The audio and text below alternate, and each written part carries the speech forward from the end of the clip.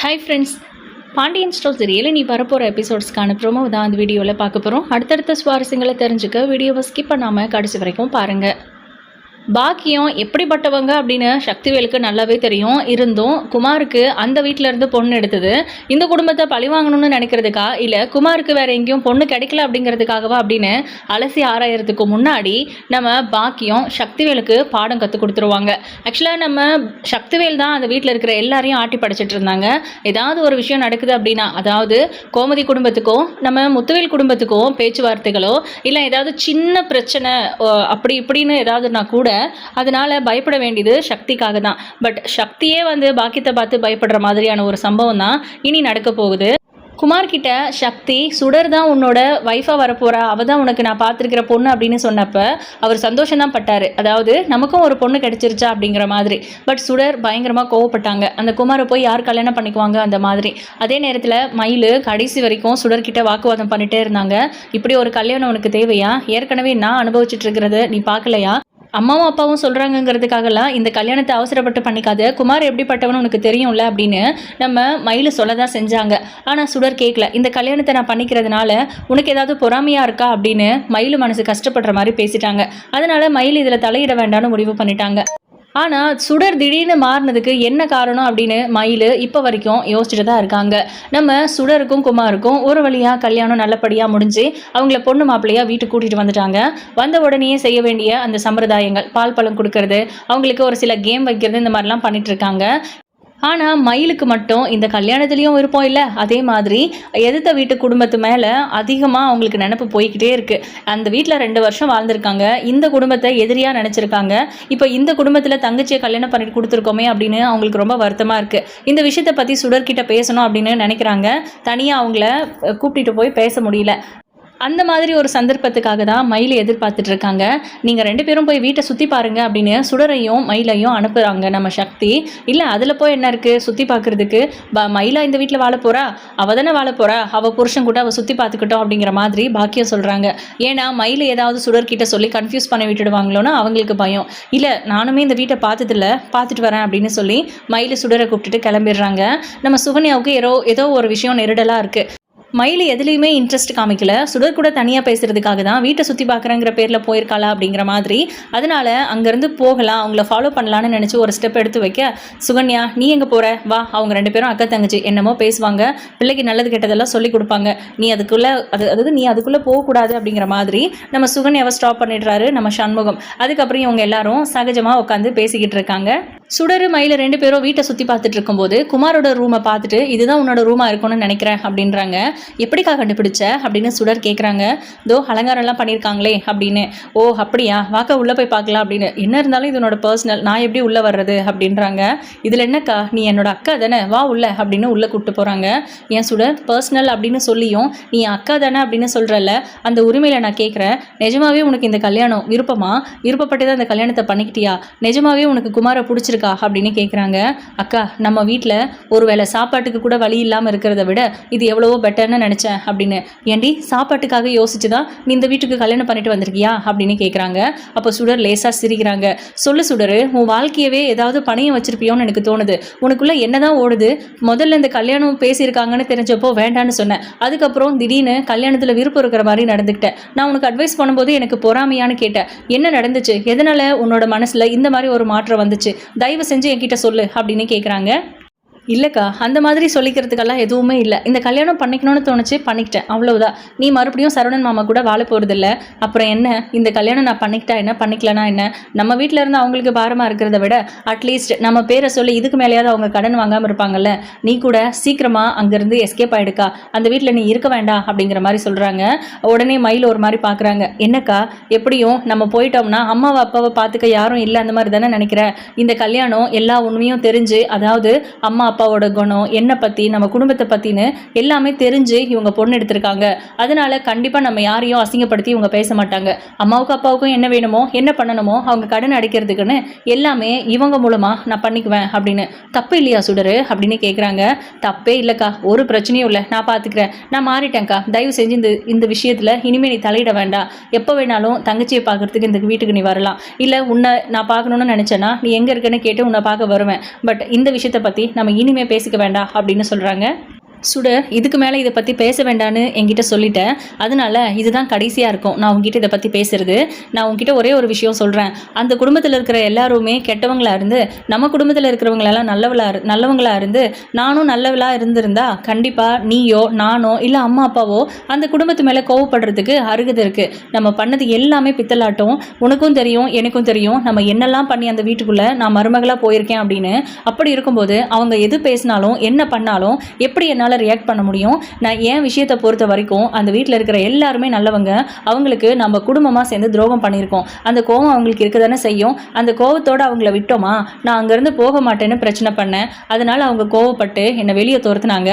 அதுக்கப்புறமும் அம்மாவும் அப்பாவும் சும்மா இருக்காமல் அந்த குடும்பத்து மேலே கம்ப்ளைண்ட் பண்ணி போலீஸ் ஸ்டேஷனுக்கு அனுப்புறது, அந்த மாதிரி எக்கச்சக்க விஷயங்களை பண்ணாங்க. அதனால தான் அவங்க வெறுத்து போய் டிவோர்ஸ் அப்படிங்கிற இடத்துக்கே போய் நின்னாங்க. இது எல்லாமே உனக்குமே தெரியும். பட் இந்த குடும்பத்தில் இருக்கிறவங்க அப்போ எல்லாருமே அந்த குடும்பத்துக்கு தான் சப்போர்ட் பண்ணாங்க.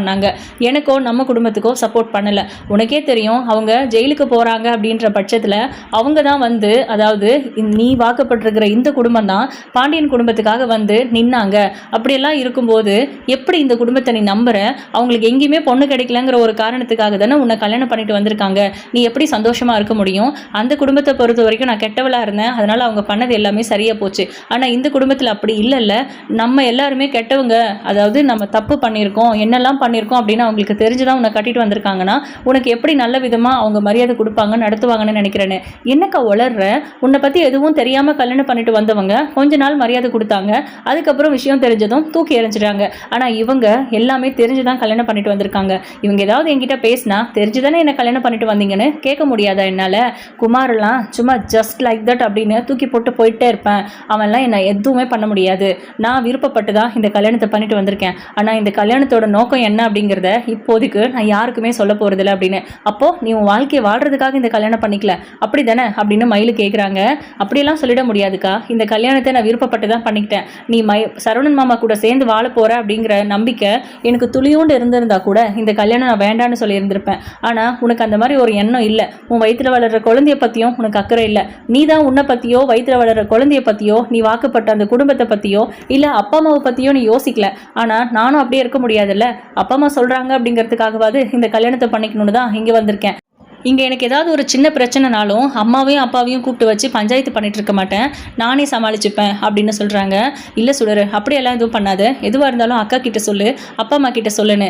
அவங்க கிட்ட சொன்னால் எந்த அளவுக்கு மோசமாக்குவாங்கன்னு எனக்கு தெரியும். உங்ககிட்ட சொன்னால் என்னை அட்ஜஸ்ட் பண்ணி போங்கிறத தாண்டி வேறு எதுவும் சொல்ல மாட்டேன்னு எனக்கு தெரியும். நான் பார்த்துக்கிறேன்க்கா அப்படின்னு சொல்கிறாங்க. ஒரு முடிவோடு தான் இருக்க. ஆனால் உனக்கு கஷ்டம்னு ஒன்று வந்தால் இந்த அக்கா இருக்கேங்கிறத மட்டும் மறந்துடாத. எப்போவுமே உனக்கு அக்காவா நான் எப்போவுமே உனக்காக இருப்பேன். அதை மட்டும் மனசில் வச்சுக்கோ. உனக்கு கஷ்டம்னா என் ஞாபகம் உனக்கு வரணும் அப்படிங்கிற மாதிரி சொல்லிட்டு அதுக்கப்புறம் இவங்க பொண்ணு மாப்பிள்ளையை எங்கேயே விட்டுட்டு கிளம்பிதான் ஆகணும் அப்படிங்கிற மாதிரி. மறு வீட்டுக்கு கூப்பிடுறத பற்றி எதுவுமே டிஸ்கஸ் பண்ணலையே அப்படின்னு பாக்கியம் கேட்குறாங்க. இல்லை நான் ஃபோன் பண்ணுறேன் அப்படின்னு சொல்லவும் அவங்க கிளம்புறாங்க. அப்போ போகிற வழியில் மயிலு, சுடர்கிட்ட ஏதாவது தேவையில்லாமல் பேசிட்டு வந்தியா அப்படின்றாங்க. இல்லை அதெல்லாம் எதுவும் பேசலை. அவள் விருப்பப்பட்டு தான் இந்த கல்யாணத்தை பண்ணிக்கிறேன் அப்படின்னு சொன்னதுக்கப்புறமும் நான் எப்படி அவகிட்ட இதை பற்றி பேச முடியும்? ஏதாவது பிரச்சனை கஷ்டம்னா உனக்குள்ளேயே வச்சுக்காத, அம்மா அப்பா கிட்டேயோ என்கிட்டயோ சொல்லுன்னு சொல்லிட்டு வந்திருக்கேன்னு. அதெல்லாம் அவள் பார்த்துப்பா. நம்மக்கிட்ட சொல்லி நம்மளால் என்ன பண்ண முடிய போகுது? அவங்களே பார்த்துக்கிட்டோம் அது எல்லாத்தையும். நம்மக்கிட்டலாம் அவள் சொல்லக்கூடாது அப்படிங்கிற மாதிரி சொல்லிட்டு இருக்காங்க. எப்படிமா உன்னால் இப்படி பேச முடியுது அப்படின்னு மயிலு கேட்குறாங்க. அதெல்லாம் அப்படி தான், உனக்கு புரியாது, வா மயிலு அப்படின்ட்டு அவங்க கிளம்பிடுறாங்க. இங்கே சுடர் பார்த்தீங்கன்னா ரொம்ப சோகமாக ரூமில் உட்காந்துட்டு இருக்காங்க. குமார் போகிறாரு. அவர் சுடர் அங்கே இருப்பாங்கன்னு எதிர்பார்க்கல. ஆக்சுவலாக அவர் உள்ளே போகும்போது ஷாக் ஆகிடுறாரு. என்னாச்சு அப்படின்னு மெல்லிய குரலில் பேசுகிறாங்க சுடர். இல்லை நீங்கள் இருப்பேன்னு எதிர்பார்க்கலையா, அதான் கொஞ்சம் ஷாக் ஆகிட்டேன் அப்படின்றாங்க. வேற எங்கே இருக்க போகிறேன்னு. ஆமாம், இது ஏன் ரூம்னு உனக்கு எப்படி தெரியும் அப்படின்னு கேட்குறாங்க. இது ஒன்றும் உங்கள் ரூம் இல்லையே அப்படின்றாங்க சுடர். சத்தியமாக இது என்னோட ரூம் தான், நீ கரெக்டாக கண்டுபிடிச்சி வந்து உட்காந்துட்ருக்கேன்னு நினச்சிட்டு இருக்கேன் அப்படின்னு. அதெல்லாம் நேற்று வரைக்கும் நீங்கள் தான் எங்கள் கழுத்தில் தாலி கட்டிட்டீங்கல்ல, இனிமேல் இது நம்ம ரூம் அப்படின்னு சொல்கிறாங்க. ஓ நீ அப்படி சொல்ல வரியா அப்படின்ட்டு. அப்போ பார்த்து சுகன்யா வராங்க. டே உன்னை சித்தப்பா கூப்பிட்டாரு அப்படின்னு சொல்லிட்டு கீழே கூப்பிட்டு போயிடுறாங்க. அப்போவுமே சுடர் ஒரு மாதிரி டல்லாக தான் இருக்காங்க. இந்த சம்பிரதாயங்கள்லாம் உடனே வேண்டாம், ஒரு வாரம் கழித்து நல்ல நாள் பார்த்து வச்சுக்கலாம் அப்படின்னு பாட்டி சொல்கிறாங்க. அதெல்லாம் ஒன்றும் பிரச்சனை இல்லை, சம்பிரதாயங்கள் இன்றைக்கே நடக்கணும் அப்படின்னு சக்தி சொல்கிறாரு. மாப்பிள்ளையே பொறுமையாக இருக்கான், உனக்கு என்னடா பிரச்சனை? இந்த மாதிரி விஷயத்தெல்லாம் எல்லாரும் இருக்கும்போது பேச முடியாது, தயவு செஞ்சு இதை விட்டுடு. நான் ஜோசியரை கூப்பிட்டு வச்சு பேசுகிறேன், நாள் குறிச்சதுக்கப்புறம் பார்த்துக்கலாம். சுடர் தனியாக இருக்கட்டும், குமார் தனியாக இருக்கட்டும் அப்படிங்கிற மாதிரி. சரி ஓகே, நான் வேணா சுடரை என் ரூமில் கூப்பிட்டு போய் தூங்க வச்சுக்கிறேன். நீ அப்பாவை கூட்டிகிட்டு போய் உன் ரூமில் படுத்துக்கோ அப்படின்னு குமார் கிட்ட சொல்லவும் எல்லாருமே ஓகே சொல்லிடுறாங்க. அடுத்த நாள் பார்த்தீங்கன்னா நம்ம சரவணன் வந்து ரொம்ப சோகமாக வெளியே உட்காந்துட்டு இருக்காரு இந்த வீட்டவே பார்த்துக்கிட்டு. அதை பார்த்து பாண்டியன் கோவப்படுறாரு. நீ எதுக்குடா இங்கே உட்காந்துட்டு இருக்க கடைக்கு போகாமல் அப்படின்னு. அப்பா இன்னைக்கு எனக்கு லீவ் வேணும் அப்படின்றாங்க. என்னடா சொல்கிற லீவ் வேணுமா அப்படின்னு. ஆமாப்பா எனக்கு ரொம்ப டயர்டாக இருக்குது, மாத்திரை வேற இன்னும் ஒரு நேரத்துக்கு தான் இருக்குது, அது தீர்ந்ததுமே கண்டிப்பாக எனக்கு மறுபடியும் அதே டென்ஷன் தலைவலியெல்லாம் வரும், நான் ஹாஸ்பிட்டலுக்கு போயிட்டு வரணும், போயிட்டு வந்து நல்லா தூங்கி எந்திரிச்சு நாளைக்கு வந்துடுறேன்ப்பா கடைக்கு அப்படின்றாங்க. சரிடா பரவாயில்ல நான் பார்த்துக்கிறேன் அப்படின்னு. அதுக்கு பதிலாக கதிர் வரேன்னு சொல்லியிருக்கானு, நான் பார்த்துக்கிறேன்டா அப்படின்றாங்க. எப்படிப்பா அவங்க ஒருத்தரால் பார்த்துக்க முடியும் அப்படின்னு. ஏண்டா இல்லை இத்தனை வருஷமாக நான் ஒருத்தர் தான்டா பார்த்துக்கிட்டு இருந்தேன், நீங்கள் வளர்ந்ததுக்கப்புறம் தான் நீங்கள் அப்படின்றாங்க. இருக்கட்டும்பா பரவாயில்ல கதிர் வரேன்னு சொல்லியிருக்கான் அப்படின்னு. இப்போ கதிர் பாண்டியன் கடைக்கு போகிறாங்க. நம்ம இது சரவணன் வந்து வெளியே உட்காந்துட்டு இருக்கிறத பார்த்துட்டு கோமதி உள்ளே கூப்பிட்டு போயிடுறாங்க. மறுபடியும் வெளியே போய் உட்காந்துக்க கூடாதுங்கிறதுக்காகவே கதவை அடிச்சுட்டு உள்ளே கூப்பிட்டு போயிட்டு நீ தூங்கு, ஒரு 3 மணிக்கு மேலே வேணால் ஹாஸ்பிட்டலுக்கு போய்க்கலாம் அப்படின்னு சொல்லி உள்ளே தூங்க வச்சிடுறாங்க. இந்த பக்கம் நம்ம குமாரையும் நம்ம சுடரையும் வந்து கோவிலுக்கு போயிட்டு வாங்க அப்படின்னு சொல்லியிருக்காங்க. 2 பேர் மட்டும் தனியாக போகணும் அப்படின்னும் சொல்லியிருக்காங்க. பைக்கில் போகிறதா காரில் போகிறதா அப்படின்னு டிஸ்கஷன் போகும்போது நாங்கள் பைக்லேயே போயிட்டு வரோம் அப்படின்னு குமார் சொல்ல, இல்லை நம்ம காரில் போகலாம் அப்படின்றாங்க. அதாவது எதுவுமே இல்லாத குடும்பத்திலேருந்து வந்துட்டு பைக்கா காரா அப்படின்னு கேட்டால் கார்னு சூஸ் பண்ணுற அளவுக்கு எவ்வளோ தெளிவாக இருக்காங்க அப்படிங்கிற மாதிரி சக்தி மனசுக்குள்ளே நினைக்கிறாரு. இது அவரோட புத்தி. ஆனால் பாக்கியம் அதை விட மோசமானவங்க. சக்தியே ஸ்டன்னாகி நிற்கிற அளவுக்கு பேசுவாங்க அப்படிங்கிறது போக போக நம்ம சக்தி புரிஞ்சுப்பாரு. இங்கே நம்ம சுடர் வந்து ரூமில் ரெடி ஆகிட்டு இருக்காங்க. அப்போ குமார் எதார்ச்சியாக உள்ளே போகிறாரு. என்ன நீங்கள் கதவை தட்டிட்டு வர மாட்டீங்களான்னு. ஹஸ்பண்ட் அண்ட் ஒய்ஃப்குள்ளே என்ன அப்படின்னு கேட்குறாரு. சரி ஓகே அப்படின்னு. சரி அம்மா எனக்கு ஒரு டம்ளரில் பால் ஊற்றி வச்சுருக்கேன்னு சொன்னாங்க, அதை போய் எடுத்துகிட்டு வரியா அப்படின்னு சொல்லியிருக்காங்க. நீங்களே எடுத்துகிட்டு வந்திருக்கலாமே, அதுக்கு எதுக்கு மேலே வந்து என்ன அனுப்புறீங்க அப்படின்னு கேட்குறாங்க. இதில் என்ன இருக்குது, புருஷனுக்காக இதை செய்ய மாட்டியா? எங்கள் வீட்டிலலாம் எங்கள் அப்பாவுக்கு எங்கள் பெரியப்பாக்கெல்லாம் அவங்கவுங்க ஒய்ஃப் தான் இது எல்லாத்தையும் பண்ணுவாங்க அப்படின்னு சொல்கிறாங்க. சரி ஓகே அப்படின்னு சுடர் கீழே போகிறாங்க. போயிட்டு அவருக்கு ஏதோ பால் ஊற்றி வச்சிருக்கீங்களாமே அதை எடுத்துகிட்டு வர சொன்னாருன்னு கையோடு எடுத்துகிட்டு போடான்னா அப்படியே வந்துட்டானா அவன். ஆமாம் நீ எதுக்கு அந்த ரூமுக்கு போனேன் அப்படின்னு கேட்குறாங்க. என்னோட ட்ரெஸ் எல்லாம் அங்கே தான் இருந்துச்சு, அப்படியே குளிச்சுட்டு ட்ரெஸ் மாற்றிக்கிட்டேன் அப்படின்னு சொல்கிறாங்க. சரி இந்தா உனக்கு ஏதாவது வேணுமா அப்படின்னு கேட்குறாங்க. இல்லை வேண்டாம் அப்படின்னு சொல்லிட்டு சுடர் அந்த பாலை எடுத்துகிட்டு போகிறாங்க. அவங்க மேலே போகிறதுக்குள்ளவே நம்ம குமார் கீழே இறங்கி வந்துடுறாரு. சக்தி பார்த்துட்டு என்னடா புது மாப்பிள்ளை அப்படின்னு கலாய்க்கிறாங்க. என்ன பண்ணீங்க பெத்த பிள்ளையா மாப்பிள்ளன்லாம் கூப்பிட்டுக்கிட்டு அப்படின்னு. டேய் கல்யாண மாப்பிள்ளையா மாப்பிள்ளன் தாண்டா கூப்பிடுவாங்க அப்படின்னு கலாய்ச்சிட்டு இருக்கும்போது பாக்கியம் வராங்க. ஆக்சுவலாக அவங்களுக்கு ஏதோ அவசர பண தேவை, அதை சக்தி கிட்ட கேட்டு வாங்கிட்டு போகலாங்கிறதுக்காக தான் வந்திருக்காரு. இது தெரிஞ்சு சுடர் கொஞ்சம் கோவப்படுறாங்க. என்னம்மா இது கல்யாணமாகி அடுத்த நாளே வா அப்படின்றாங்க. இல்லை சுடர் நான் இது இந்த சாக்கில் நல்லது அதாவது நடக்க வேண்டியதெல்லாம் நடந்துச்சான்னு கேட்டுட்டு போகிறதுக்காக வந்தேன்னு காதில் சொல்ல, அது என்ன உங்கள் பொண்ணுக்கிட்ட காதில் பேசுகிறீங்க அப்படின்னு சக்தி கலாய்ச்சிட்டு இருக்காரு. அதெல்லாம் ஒன்றும் இல்லை சம்மந்தி, உங்ககிட்ட ஒரு முக்கியமான விஷயம் பேசணும் அப்படின்றாங்க. சொல்லுங்கள் பரவாயில்ல அப்படின்னு. தனியாக பேசணும் அப்படின்றாங்க. இல்லை யார் இருக்காங்க இங்கே, இதோ உங்கள் பொண்ணு உங்கள் மருமக நான், அவ்வளோதானே சொல்லுங்கள் சம்மந்தி அப்படின்றாங்க. இல்லைங்க சம்மந்தி எனக்கு ஒரு 50,000 ரூபாய் பணம் உடனடியாக வேணும், அதுக்காக தான் கேட்கலான்னு வந்தேன் அப்படின்னு. என்ன நீங்கள் கல்யாணமாகி ஒரு நாள் தான் இருக்குது அதுக்குள்ளே இவ்வளோ பெரிய அமௌண்ட்டு கேட்குறீங்க? கல்யாணம் தான் எல்லாமே எங்கள் செலவில் நடந்துருச்சு, பணமும் கேட்டால் எப்படி, இதெல்லாம் நல்லாவா இருக்குது? நீங்கள் பொண்ணு கொடுத்துருக்கீங்களா இல்லை நாங்கள் பொண்ணு கொடுத்துருக்கோமா அப்படின்னு கோவமாக பேசுகிறாங்க. நீங்கள் என்ன இப்படியெல்லாம் பேசுகிறீங்க? எங்கள் சம்மந்தி வீட்டில் ரொம்ப வசதி, ரொம்ப பணக்காரங்க, அவங்க கிட்டேருந்து வாங்கிட்டு வந்து உன் முகத்தில் விட்டேறேன்னு கடங்காரங்கிட்ட சொல்லிட்டு வந்திருக்கேன், நீங்கள் கொடுத்தாதான் ஆச்சு அப்படின்னு சொல்கிறாங்க. பாலை வேற சுடர் நல்லா சூடாக கையிலே வச்சுட்டு நின்றுட்டு இருக்காங்க.